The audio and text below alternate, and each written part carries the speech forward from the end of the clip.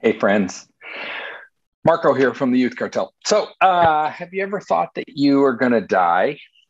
Maybe it says something about me and the way I live my life, but there have been so many times that I thought I was going to die, whether it was the extreme pain of pancreatitis or the time I was broadsided in my car at 50 miles an hour, breaking the windshield out with my head and pushing the steering column into the dashboard with my chest, and then stumbling, gasping for air into the middle of a busy intersection and collapsing on the pavement.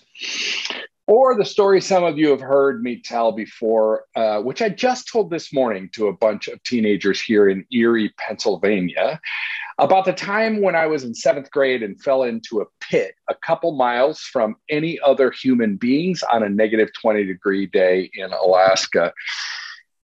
Here's the funny thing. As I told that story this morning, the students were 100% with me, wondering if I would live or die, even though I was standing right in front of them. I think there's a reason that sort of story connects with us, calls to us, invites us.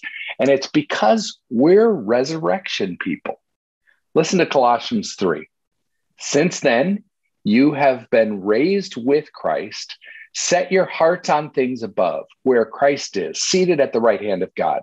Set your minds on things above, not on earthly things, for you died, and your life is now hidden with Christ in God. When Christ, who is your life, appears, then you will also appear with him in glory. I think I spent most of my life hearing this verse taught with the implication that it's basically saying, be a good boy or be a good girl. But that's not the point. Start with God's intention, which is always love. And with that in mind, this passage is an invitation to hope. Set your hearts on things above.